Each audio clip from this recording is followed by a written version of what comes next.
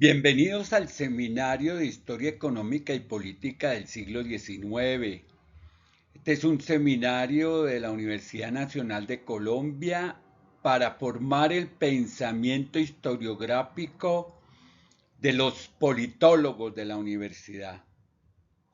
Es un seminario que se construye sobre la base de ideas fuerza en torno a los problemas estructurales de la nación colombiana.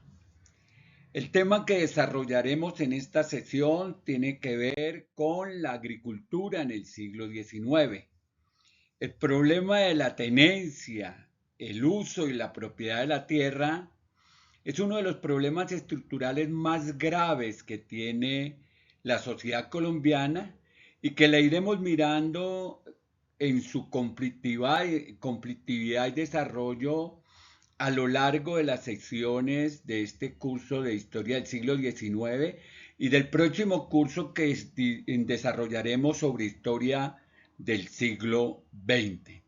Ahora nos interesa ubicarnos en los orígenes de las formas de tenencia y propiedad de la tierra y de su uso y de las estructuras agrarias que se han conformado para poder usufructuar estas propiedades, estos territorios, las luchas que se han dado alrededor de los mismos y la manera como se fue concentrando la propiedad de la tierra en pocas manos. Miraremos entonces la agricultura en el siglo XIX a partir del desarrollo de las guerras de independencia. Durante el siglo XIX la agricultura tuvo varias características generales que se mantendrán en el tiempo y que llegarán hasta el momento actual. Estamos en el siglo XXI, en el primer cuarto de siglo. Estamos en 2025. Y muchos de los problemas que surgen en el origen de la República en relación con la tenencia, el uso y la propiedad de la tierra han atravesado 200 años, 2 siglos, y se mantienen hoy vigentes. Pero durante esa primera mitad del siglo XIX, la agricultura, que está unida a la tenencia y a la propiedad de la tierra, tuvo unas características muy particulares que se van a sostener en el desarrollo del tiempo. El primero hay un decaimiento de lo producido por dos razones.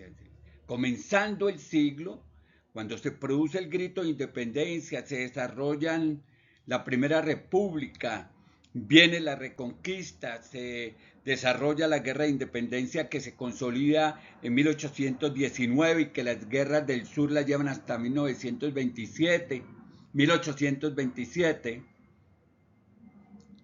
Va a generarse una dinámica muy particular en términos del decaimiento de la producción agrícola o de la agricultura por dos razones. La primera es la salida de los mercados internacionales como consecuencia del proceso de independencia. Todos los controles que habían en la economía exportadora estaban en manos de la corona española. Al emanciparse la Nueva Granada del dominio colonial español, pues los mercados internacionales se pierden porque esos mercados internacionales están en manos de la dominación colonial. Entonces hay un problema importante en materia de la producción sobre todo hacia los mercados internacionales se va a ver profundamente afectada. Y el segundo elemento es el surgimiento de nuevas y competitivas economías coloniales. O sea, no solamente nosotros tenemos que entrar a competir en la búsqueda de los mercados, sino que hay otras economías coloniales en las Antillas, en Centroamérica, en el conjunto del continente americano, que nos estarán disputando los mercados internacionales y nos obligarán a posesionarnos en una oferta de productos que sea apetecida por esos mercados y con unos precios que puedan garantizar esa competitividad con otras economías coloniales que están en las mismas búsquedas que se encuentra la Nueva Granada. Y el segundo punto es el deterioro de los procesos productivos como consecuencia del desarrollo de las guerras de independencia. Ya habíamos dicho que las guerras de independencia consumieron y movilizaron mano de obra de las haciendas y eso generó una dinámica muy particular, pero no solamente movilizó y sacó la mano de obra de las haciendas, sino que igualmente se consumió la producción de las haciendas, dejando estas haciendas en condiciones de extrema precariedad. Entre 1810 y 1819, las guerras de independencia impactaron la economía neogranadina, comprometiendo en lo esencial la economía agrícola y ganadera.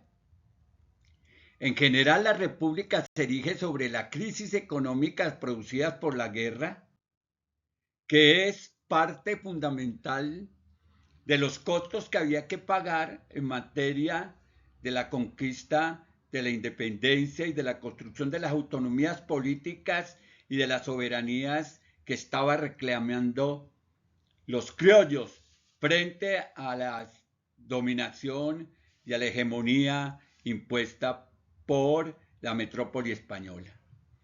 A partir de 1819 han terminado las guerras de independencia, se ha consolidado la independencia de la Nueva Granada, hay que continuar trabajando sobre la independencia de otros virreinatos hacia el sur y vienen las guerras del sur que van a estar atravesadas por una gran cantidad de incidentes y adversidades, pero a partir de 1819 se inicia un proceso de reconstrucción de la economía agraria sobre los siguientes elementos.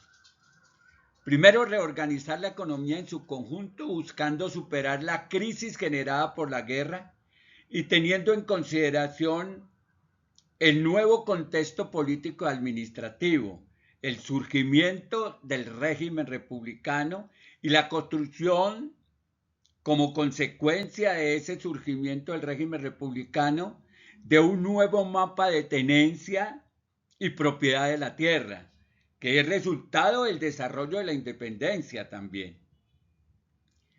Se establece un nuevo régimen de trabajo que tomará en consideración las nuevas lógicas de organización, producto del estado en que quedan los diferentes grupos sociales.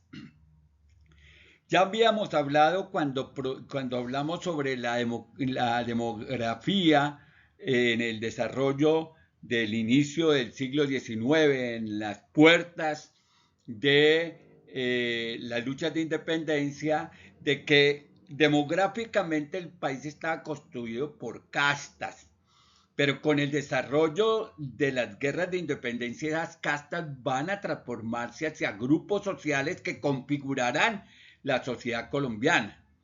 Entonces, en el marco de esa configuración de los nuevos grupos sociales, pues el trabajo va a tener unas consideraciones particulares para la generación de un modelo económico que se sustente en el ámbito de la herencia colonial y de las transformaciones que la República debe implementar para que esa herencia no pese en el surgimiento de unas nuevas dinámicas y lógicas productivas y económicas de la nueva República. Se creó un mercado pertinente que incorporaba nuevos productos atractivos para el consumo interno y externo. Sin embargo, en materia de producción no fue fácil desprenderse de la herencia colonial en la producción agrícola y la organización social y productiva en el campo. Pesó durante mucho tiempo las estructuras agrarias coloniales y las formas de utilización de la mano de obra en el marco de procesos de producción agrícola y de organización social que el modelo colonial impuso durante 300 años. Entonces no era fácil emanciparse de eso y había que darle tiempo a que fueran surgiendo en la dinámica de los nuevos conflictos, en el marco del Estado nacional y del régimen republicano, los componentes que le darían unas nuevas características al desarrollo de las luchas sociales, económicas en términos de la actividad agraria. De la colonia se mantuvieron en la primera mitad del siglo XIX los siguientes aspectos estructurales. Mire, se mantiene, es decir, la herencia colonial va a contribuir a crear los problemas estructurales o heredamos problemas estructurales con la herencia colonial que se va a mantener en la primera mitad del siglo XIX hasta la revolución de medio siglo, hasta los cambios en la República Liberal de medio siglo. Primero, la tendencia a mantener concentrada la tierra en grandes propiedades, no todas productivas, que es un problema estructural de la nación colombiana que hemos venido padeciendo durante 200 años y que se mantiene en este siglo XXI en las lógicas de la conflictividad agraria y rural sin que se logre transformar de manera significativa las formas de tenencia y propiedad de la tierra. La concentración de la tierra en nuestro país se sigue manteniendo y sus orígenes en esa concentración está en la herencia que tuvimos del modelo colonial. Segundo, sostener la hacienda como la unidad organizativa central de la economía republicana con su respectiva carga social de familias aristocráticas y oligárquicas. Porque aquí surgen esos dos componentes que están unidos y que van a permanecer. Es la posibilidad de tener grandes extensiones de tierras organizadas como haciendas, pero también la de ir conformando una élite social aristocrática que va a constituirse en los relacionamientos sociales que va estableciendo en oligarquías, esto es, en la forma en que pocas familias usufructúan la riqueza del país, pero también los elementos constitutivos de la dominación social y política. Por eso, parte de la herencia colonial es ese orden social y político aristocrático y oligárquico que heredó la República y que permanece con las transformaciones que se han producido en el corazón de los conflictos sociales y políticos de la nación. Unas élites económicas poderosísimas que funcionan a través de las dinámicas sociales y políticas en términos de sus propios intereses y en detrimento de las condiciones del ejercicio de los derechos fundamentales de gran parte de la población. Mantener las formas de dominación y explotación del trabajo, entre ellas el peonaje, la explotación del trabajo indígena y de la esclavitud. Nosotros somos dados a mirar el campo y a pensar que las relaciones del campo están centradas fundamentalmente en unas relaciones de trabajo en que el campesino productor agrario es el protagonista fundamental en confrontación con grandes propietarios de tierra, hacendados y terratenientes.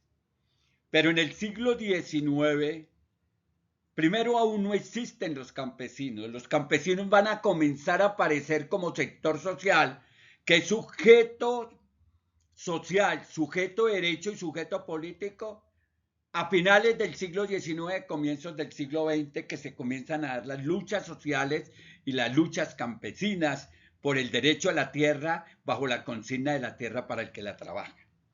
Pero todo el siglo XIX está estructurado en unas formas de tenencia de tierra soportada sobre la gran propiedad, la pequeña y mediana propiedad que ya miraremos, pero también sobre formas de trabajo en el que el peonaje, la parcería, la explotación del trabajo indígena y del trabajo manumiso o esclavo serán la base fundamental de la explotación de la mano de obra. Mantener las mismas líneas de producción que se desarrollaron durante la colonia, y en el caso nuestro fueron el tabaco y el azúcar. Esos son dos componentes esenciales de la producción nuestra. Ya miraremos cómo a lo largo del siglo XIX emprenderemos búsquedas con el propósito de colocar en el marco del comercio internacional productos que sean atractivos a las economías internacionales. Pero por ahora, el desarrollo de la vida productiva y de las líneas de producción agraria estarán centradas en la producción del tabaco y en la producción de azúcar. Las guerras y su impacto en la economía de Hacienda. Si las guerras de independencia impactaron las haciendas, reduciendo sus economías, las guerras civiles que se inician desde muy temprano, casi desde 1811, se inician la guerra, fueron aún más devastadoras y de mayor impacto social y político en nuestro territorio. Guerras y conflictos sociales que instrumentalizaron la violencia como modelo de acumulación de riqueza, de concentración de la propiedad privada, de polarización de la vida social y política de la nación que no hemos logrado superar. O sea, unida a la producción agraria, se fue generando una dinámica de conflictividad social y política que va a atravesar el siglo XIX a través de guerras civiles regionales y nacionales, que va a entrar al siglo XX con una pauta después de la guerra de los 1000 días, pero que va a retomar un ciclo de violencia interpartidista muy fuerte a partir de 1930 y hasta 1958, cuando el Pacto Liberal Conservador iniciará un nuevo ciclo de violencias que se irán transformando a partir de la segunda mitad del siglo XX y hasta hoy. Tras la promesa de igualdad, justicia y libertad, las guerras civiles convocaron a hombres, mujeres y niños al conflicto armado y comprometieron a las castas en el desarrollo de las mismas. Esclavos, indígenas, mestizos, libertos se vieron involucrados en guerras. Es decir, las guerras que inician las élites, las castas económicas, sociales y políticas van a arrastrar a la población de hombres, mujeres, niños, esclavos, indígenas, mestizos, libertos, todas las formas subordinadas de la población al desarrollo de esas guerras en defensa de intereses particulares, haciéndolos aparecer como intereses generales, bajo la promesa de la igualdad, la justicia, la libertad, que nunca se ha hecho efectiva en nuestro país. Las guerras se encargaron de todas las perversiones de la condición humana y se hicieron explícitas allí la venganza, la retaliación, el resentimiento, el maltrato, la opresión, la criminalidad. Son guerras que fueron sumando a través de décadas, venganzas de una generación sobre otra, que estableció unas lógicas de retaliación criminal, de opresión, de maltrato a poblaciones y a sectores sociales específicos. Todo el carácter inhumano que convoca la guerra fue puesto en evidencia en el desarrollo de las guerras del siglo XIX y de lo que llevamos del siglo XX y XXI. Igualmente se desarrolló una economía del despojo, que es una de las características particulares de las formas de acumulación capitalista criminal, que es la práctica del despojo sobre la base de la violencia y el desplazamiento de poblaciones. O sea, a través del saqueo privado y oficial ejércitos y organizaciones paramilitares se encargaron de concentrar gran parte de la propiedad de la tierra en manos criminales. Construyeron como prácticas de guerra la estrategia del saqueo del adversario o enemigo político, así como el secuestro ordenado de bienes y de personas, que es una de las características que ha tenido el modelo de acumulación de propiedad. El secuestro de bienes, el secuestro de propiedades, el aniquilamiento de personas. Nos da la tierra o lo matamos, que es parte de esa lógica que hemos heredado desde el siglo XIX hasta ahora y que sigue vigente. La guerra de reconquista generó dos situaciones extremas para el desarrollo económico. Primero, crearon un pánico económico y aislamiento de la economía, lo que generó vaciamiento de las unidades productivas, sacando trabajadores esclavos, ganados y enseres y buscando construir una economía de sobrevivencia. Ese pánico económico, ese aislamiento de las economías, ese vaciamiento de las unidades productivas ha atravesado la historia del país en distintos momentos. Cuando se dio el fenómeno de la expansión de las guerrillas o de la expansión de los fenómenos paramilitares en la segunda mitad del siglo XX, muchos de los propietarios de tierra entraron en pánico, hicieron un ausentismo inicialmente de las propiedades en las cuales desarrollaban sus economías, pero posteriormente hicieron un vaciamiento de esas unidades productivas, sacaron el ganado, sacaron los trabajadores, sacaron los enseres y dejaron la tierra en estado de abandono por la presión que sobre sus propiedades existía por parte de actores armados ilegales. Buscaron de una manera práctica garantizar con esos recursos que pudieron sacar una economía de sobrevivencia. La guerra reorganizó las relaciones de tenencia y propiedad de la tierra, premiando a los que fueron fieles a la causa realista, sobre todo en el periodo de la Reconquista. Cuando viene la Reconquista, expropian a los patriotas, a los criollos que eran propietarios de tierra y hacendados, y se lo entregan a quienes fueron fieles a las causas realistas. Siempre la guerra ha generado una dinámica en la cual expropian al derrotado para entregarle los recursos que tenía ese derrotado a quienes resultan vencedores. Pablo Morillo inició un proceso de restitución de tierras, entre comillas, restitución de tierras, para quienes como españoles o realistas se habían mantenido fieles a la corona y que fueron expropiados por la Primera República, que fue la del grito de independencia.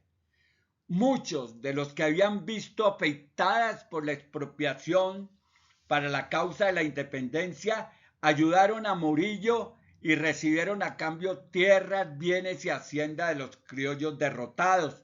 Es decir, las tierras cambiaron de propietarios según las dinámicas que iban adquiriendo el desarrollo de la guerra. Después de 1819, cuando termina la guerra de independencia en la Nueva Granada, las haciendas de los españoles regresaron a los patriotas y se comienzan a consolidar un nuevo mapa de tenencia y propiedad de la tierra resultante de las dinámicas de la guerra. Una de las características de los problemas estructurales de la nación es que los procesos de concentración de la tierra han estado atravesados por el desarrollo de las guerras o por profundos y extremos ciclos de violencia que hace que se generen dinámicas de desplazamiento forzado que se expropien o se reduzcan los precios de la propiedad de la tierra, que haya que venderlos para sobrevivir y se genere un cambio del mapa de tenencia y propiedad de la tierra. La destrucción de la hacienda condujo a una ruptura del sistema de créditos y abastos. Los circuitos comerciales tuvieron que buscar nuevas dinámicas de desarrollo porque las haciendas estaban siendo en alguna medida un campo de disputa en el desarrollo de las guerras, pero también un campo de consumo y de sostenimiento de esas guerras. Miremos un poco la hacienda colonial en la primera mitad del siglo XIX. Ya no es tanto hacienda colonial, sino que esa hacienda colonial se está transformando en hacienda republicana. Miremos este proceso. Terminada la guerra de independencia, se inicia el proceso de reconstruir la economía de Hacienda. Será la Hacienda en el desarrollo de la República. Las disputas en torno a la propiedad de la tierra y en particular de la estructura organizada productiva de la Hacienda termina con el desarrollo y el triunfo de la guerra de independencia. Se inicia una primera fase de decadencia generalizada de la economía de Hacienda, sobre todo de las más prósperas. Las viejas familias propietarias de tierra se proyectan en el siglo XIX como herederos del viejo sistema de organización económica que pronto va a entrar en crisis. Comienzan a llegar al sector agrarios capitales provenientes del comercio interesados en adquirir tierras y desarrollar una agricultura y un comercio, una agricultura comercial. Entonces los sectores del comercio, que va a pasar varias veces en la historia de nuestro país, las grandes haciendas se van a ir conformando en esa relación entre el comercio y la producción agraria, y los comerciantes se van a volver hacendados y muchos hacendados van a tener que incursionar en el mundo del comercio. Entonces esa dinámica va a generar un proceso interesante en la consolidación de un modelo económico señorial que va a adscribirse a las transformaciones que se están produciendo en el mundo desde una relación particularmente subordinada en términos de producción de materias primas y de economías extractivas. El Estado promueve un ciclo de colonización empresarial y libre dirigido a la ocupación de nuevas tierras y tierras públicas inexplotadas, buscando resolver la demanda de los trabajadores liberados por la guerra. Cuando las guerras terminan, los soldados se convierten en demandantes de tierra. Entonces la única posibilidad que tiene el Estado es de impulsar procesos de colonización que le permitan ampliar la frontera agrícola y de alguna medida resarcir o pagar los servicios prestados por estos soldados al desarrollo de las guerras, y se va a generar una dinámica de expansión de la propiedad a través de la vía de la colonización libre y de la colonización empresarial. Algunas haciendas, como la del Coconuco, evolucionó a través de las guerras hasta el siglo XX. Pasó de las manos de los jesuitas a los Arboleda y Mosquera y a sus herederos. La hacienda del Coconuco, que pertenecía a los jesuitas, era una de las haciendas más organizadas, porque se movía en una lógica de producción capitalista, con cuentas, con contabilidades explícitas que ya presentamos en alguno de alguna de las sesiones, y la importancia que tiene ese tipo de hacienda organizada económicamente en el marco de una economía de mercado para desarrollar un proyecto económico que pueda sostenerse en el tiempo y garantizar los desarrollos que requiere el país en los procesos de reconstrucción que siguieron a las guerras de independencia y a las primeras guerras civiles. Durante la administración de Mosquera, este busca impulsar y modernizar la actividad agrícola. Hay algunos generales que tienen una visión administrativa y económica importante. Voy a señalar dos, uno a finales del siglo XIX, comienzos del XX, y uno a mediados del siglo XIX. El general Mosquera, por ejemplo, que tiene es conservador, que va evolucionando en las lógicas de la constitución ideológica de los partidos hacia el Partido Liberal, pero que tiene una visión empresarial importante y que tiene una mirada puesta en el desarrollo de sectores de la economía que contribuyan a garantizar las posibilidades económicas que sostengan el naciente Estado. Y el otro es el general Rafael Reyes, que va a tener un quinquenio como presidente de la República y cuya preocupación será como empresario garantizar que sectores de la economía adquieran los impulsos necesarios para poderse consolidar un desarrollo económico importante. Pero durante la administración de Mosquera, este buscó impulsar y modernizar la actividad agrícola a través de varias acciones. Primero, introduce nuevas semillas de cereales y especializa regiones en la producción de trigo y cebada. Eso tiene unas implicaciones en términos de que el cereal nuestro no es el trigo ni la cebada. El cereal nuestro es el maíz. Somos de la generación de los hombres del maíz. Esos son nuestros ancestros. Este trigo y la cebada son adventicios, pero él está introduciendo esas semillas que son importantes en la producción de cereales y va a generar una dinámica productora importante que se va a sostener durante algunas décadas. Reorganiza la explotación de la mano de obra transformando la condición social de los trabajadores del campo. Primero se preocupa por dinamizar el tránsito de esclavo a liberto. Eso es un elemento fundamental. Los esclavos van a ceder espacio a un modelo de organización que es la manutención, donde el esclavo está atado todavía a la lógica de la institución de la esclavitud, pero tiene unas condiciones en las cuales va a ir construyendo su libertad. Segundo, la conversión de indios y esclavos en terrajeros o en peones, en mano de obra para las haciendas y para los nuevos modelos de desarrollo de la agricultura.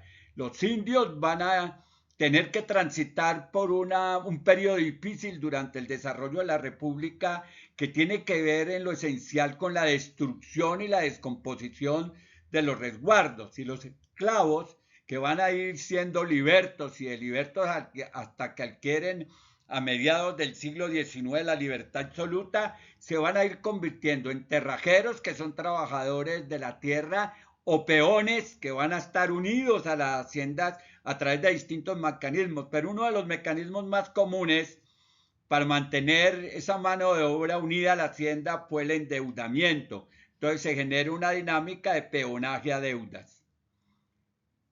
Busca liberar a los manumitidos del trabajo de las minas para llevarlo a la actividad agraria. Entrega tierras en arrendamiento a la mano de obra libre, indígena o esclava, y busca generar una dinámica productiva agrícola más fuerte, mejor estructurada. En los procesos de organización de la economía agrícola comienza a liberarse la producción de tal manera que ayuda al sostenimiento de los trabajadores. El sistema de terraje permitió a los indígenas y a los esclavos contar con 2 días de la semana para producir sus propios alimentos. Trabajan en las haciendas, trabajan en las plantaciones, pero tienen 2 días de los 7 días de la semana para que trabajen en sus propias parcelas y produzcan alimentos para su autoabastecimiento.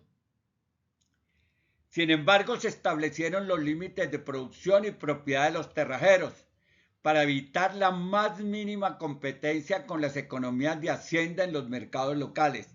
Las haciendas alimentaban las minas y alimentaban las ciudades administrativas, los centros administrativos. Pero eran esas haciendas las que comercializaban. Los terrajeros podían producir para ellos, para su autoabastecimiento, pero no podían competir ni quitarle los mercados a las haciendas. Los arrendatarios lo que podían hacer era producir alimentos complementarios al consumo interno de las haciendas. Es decir, Si yo produzco para mi abastecimiento, pero logro producir un excedente, entonces ese excedente no puede ir al mercado, pero sí puede ir a la hacienda donde yo soy arrendatario. Entonces puedo abastecer a la hacienda con lo que la hacienda no produce para su propio abastecimiento. Las haciendas restringían la producción de maíz y papa solo para el consumo doméstico. El maíz, que es el cereal nuestro, y la papa, que era propia de nuestro dieta alimentaria o alimenticia, fue generándose en esas formas específicas de producción subalterna. En algunas regiones como el Tolima, el Valle del Cauca y la costa, unida a la recuperación y decadencia de las economías de hacienda, la propiedad mediana se hace más competitiva. Entonces, mire que tenemos la gran propiedad de la hacienda y una gran propiedad también que se instaura como plantaciones, que van a ser propias del siglo XIX y del siglo XX. Aún hoy existen plantaciones de banano en la zona bananera, por ejemplo. Pero también en la costa, cuando viene la crisis de la hacienda, entonces comienza a construirse una unidad productiva que es la mediana y pequeña propiedad, que son competitivas en términos del uso que hacen del espacio y de la utilización de la mano de obra, que por lo general es mano de obra familiar, que se construye en comunidades productivas. Esto va a ser muy característico del siglo XIX en la pequeña y mediana propiedad. Comienzan a introducirse mejoras en pastos y semillas, pero adicionalmente se inicia el proceso mediante el cual se comienza a definir los linderos de cada propiedad. Es decir, comienzan a establecerse los encerramientos por vía de linderos de cada una de las propiedades. Y esos encerramientos uno puede por ahí en algunas regiones del país verlos, ver el tipo de encerramiento, porque fue un encerramiento que consumió una gran cantidad de mano de obra, porque eran encerramientos que se hacían con piedra y la piedra había que traerla de distintas regiones para ir construyendo esa pared de 1,20 con la cual se iba cerrando la propiedad, iba haciéndose cada vez más evidente de manera física la propiedad de la tierra. Pues establecidos los linderos, se establece el cierre de los linderos. El Valle del Cauca se da una fragmentación de la hacienda por la vía de la herencia o por necesidad que tienen los propietarios de recursos que terminan por vender parte de las haciendas. Gran parte de esas haciendas se desagregaron en pequeñas, medianas y grandes propiedades, porque las haciendas eran inmensas y pequeñas propiedades que han dado origen a las formas específicas de tenencia y uso de la tierra con la que hoy está organizado el sistema agrario nuestro y las economías campesinas. Las prósperas y empresariales haciendas de los jesuitas pasaron a prestigiosas familias que las fueron dejando en decaer. No había una forma de sostener esas haciendas si no se encuentra con una particular forma de organización y un poder económico como el que tenían los jesuitas para sostener las haciendas que le fueron expropiadas cuando fueron expulsados por los gobiernos liberales en el periodo radical. Endeudados los propietarios, los acreedores remataron sus haciendas y ese remate hace que se divida la propiedad de la tierra. Las haciendas esclavistas, al desaparecer la institución de la esclavitud y liberarse del trabajo, entraron en decadencia porque no tenían recursos para comprar trabajo mestizo o trabajo libre. Sin haberse recuperado y en medio de grandes dificultades y estancamientos, la hacienda se vio abocada a financiar las guerras civiles del siglo XIX. El desarrollo de las guerras civiles durante el siglo XIX generó movilidad en el mapa de tenencia y uso de la tierra, porque dependiendo de la manera como se fuera construyendo cada una de las formas de propiedad en el proceso de acumulación por la vía de la guerra y la violencia, pues iba generando un nuevo mapa de tenencia y de uso de la tierra.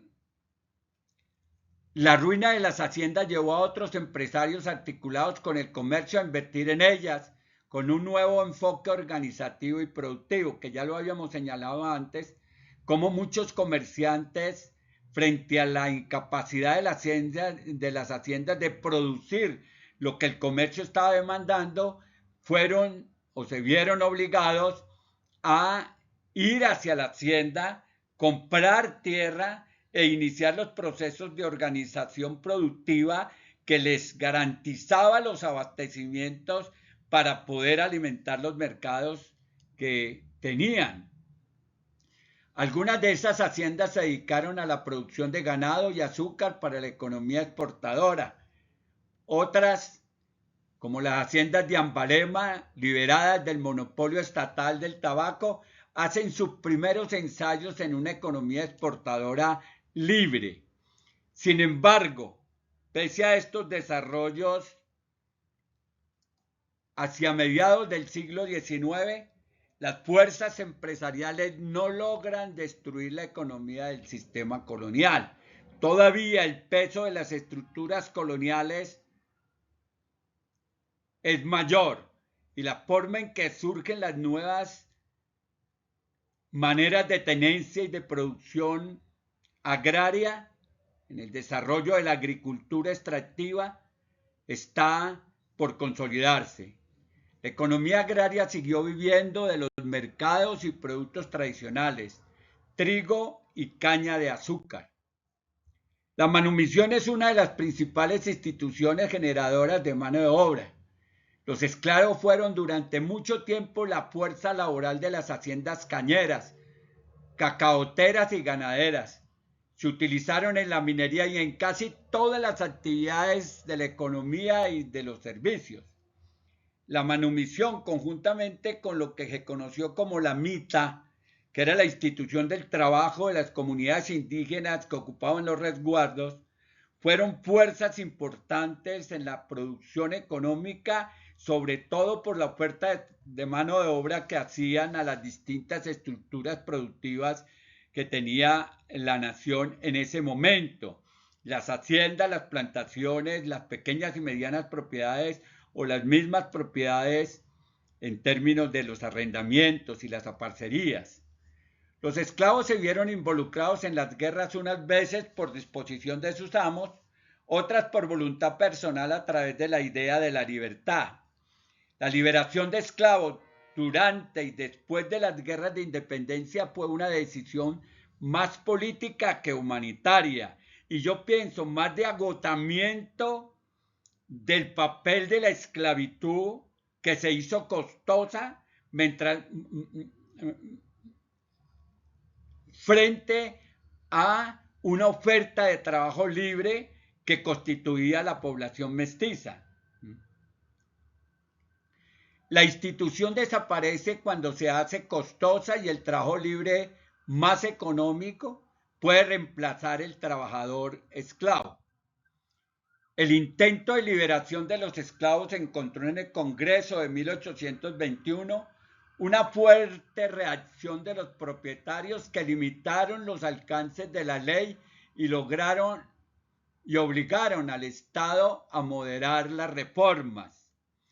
Siempre el Congreso se ha opuesto a reformas radicales y hace unos ajustes que generan que las situaciones de los problemas estructurales no se resuelvan de fondo, sino que esos problemas permanezcan en el desarrollo de la conflictividad. El Congreso solo pudo legislar en relación con la libertad de partos, que en la práctica restableció la institución de la esclavitud, reconociendo el derecho de los amos sobre sus esclavos. Los esclavos solo podían llegar a ser libres por la voluntad de sus amos, o pagando su libertad con trabajo o dinero adquirido en la actividad minera o agrícola en sus propias chacras o cascajos. Con la libertad de partos, los esclavos nacidos después de 1821 tuvieron que esperar 18 años para obtener la libertad, pero como ya lo señala en otra parte, se crea la ley de aprendizaje que obliga a firmar un contrato con los amos por 7 años más. Esto es, hasta los 25 años se concedía la libertad a los esclavos libertos, los que nacieron después de 1821 en el marco de la libertad de partos. Después de 1848, cuando la institución de la esclavitud se había hecho antieconómica, el Estado promovió la liberación definitiva de los esclavos. No es ningún hecho magnánime ni humanitario de ninguna naturaleza. Es que la institución se hizo antieconómica y el Estado toma la decisión de comprar con bonos de deuda pública los esclavos que existen en el país y liberarlos definitivamente de la institución de la esclavitud. El 21 de mayo de 1851 el Estado promulgó la Ley de Liberación Definitiva de los Esclavos, que entra en vigencia el 1 de enero de 1822. Ese 21 de mayo generalmente las comunidades negras lo conmemoran como el Día de las Negritudes, porque es el día en que se declara su liberación definitiva. Para indemnizar a los propietarios del Estado, decidió pagar con bonas de deuda pública el costo de la libertad de los esclavos existentes. Pero hay una cosa, si se dan cuenta, entre el 21 de mayo y el 1 de enero hay como 7 o 8 meses en que los propietarios de esclavos sacaron a los esclavos y los vendieron en mercados de esclavos a otros países. Entonces el número de esclavos que se liberó fue relativamente poco con relación al número de esclavos existentes al momento de la promulgación de la ley. Algunos hacendados lograron retener la mano de obra negra en condiciones de arrendatarios, pero muchos de los esclavos libres se localizaron en zonas donde habían desarrollado actividad minera y convirtieron esta actividad en minería independiente, que es lo que nos pasa con las regiones del Pacífico, con esa zona que arranca en el Chocó, que baja por el Cauca, que va al Valle del Cauca, baja al Cauca, va a Nariño y va hasta Esmeraldas en el Ecuador, que es la gran comarca afrodescendiente y negra que tiene esta parte del Pacífico colombiano y ecuatoriano. La disolución de los resguardos, la segunda institución que se ve